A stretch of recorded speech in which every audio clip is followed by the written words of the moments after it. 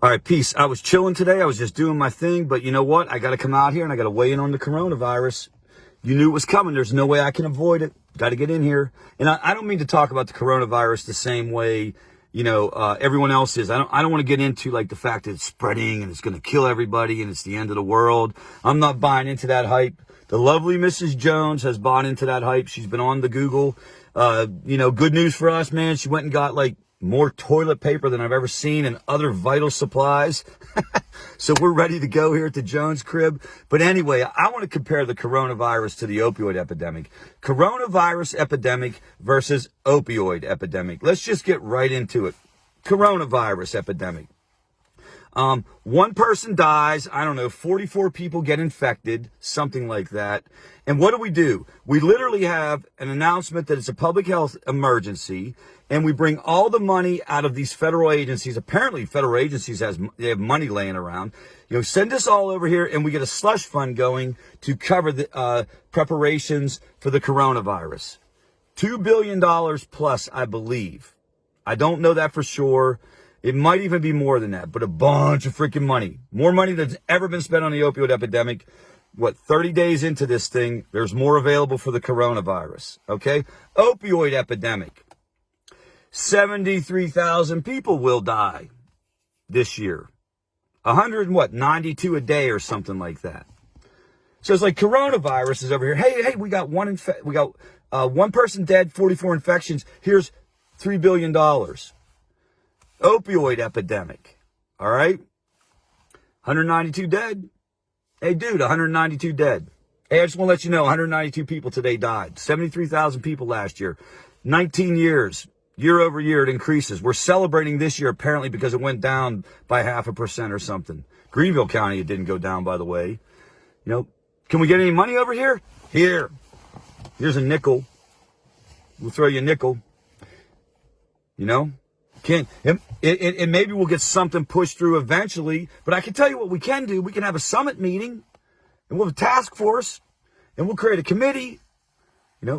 Was there a committee for the coronavirus epidemic? I don't recall hearing about a committee meeting. There probably was, but my goodness, they seem like they moved fast. It's interesting how quickly things can get done when people actually think it's a disease, when they think it's something worthy of treating, when they think it's something worthy of responding to, right? What else? Let's look at this other thing. This is super instructive on the difference between the two. What is the best practice around an epidemic? You're seeing it with the coronavirus. The best practice is to go out to ground zero, find the people that are infected, literally go looking for them. What is apparently best practice in the treatment system or in a healthcare system or whatever you want to label it, recovery system, I don't care what you call it. What's best practice there? Let's wait till they have enough pain, hit bottom, and come to my clinic and do exactly like I tell them to do. Coronavirus, let's go find everybody who has it. Opioid epidemic, we're going to wait until they come. We're going to wait until they come get it because they have to want it. Coronavirus, we're going to go out and find them. Literally, we're going to go find them. How about this thing? Imagine this, because this is going to happen. They're going to create a coronavirus vaccine. Everybody is going to get this thing. I don't care what's going down. There will literally be people hiding in the woods outside your house with a blowgun. You'll come out and they'll be like, oh, I just got the vaccine. They're going to shoot people up left and right with this vaccine.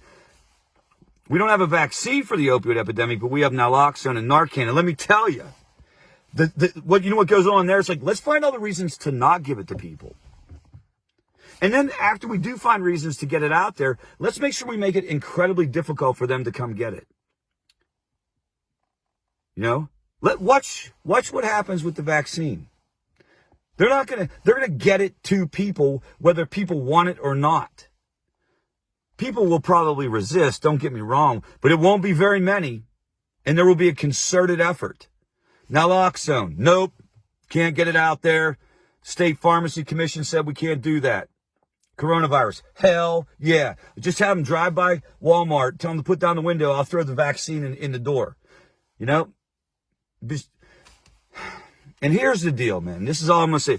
Just call it like it is. You don't think it's actually And by you, I mean everybody out there, even the providers, if you want to get honest, like the healthcare systems, the treatment systems, the recovery systems, it's not really thought of as a disease.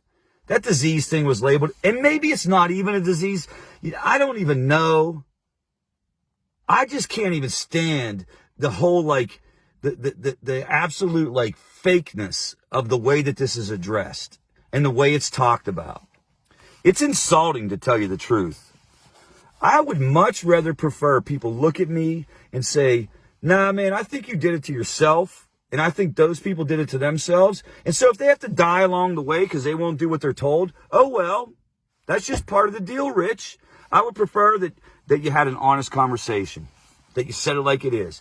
Because every single practice that we have, you know, with the exception of some, you know, isolated places that are really hustling, you know, the system does not permit anything that even approximates a response to an epidemic. So don't insult me by calling it the epidemic.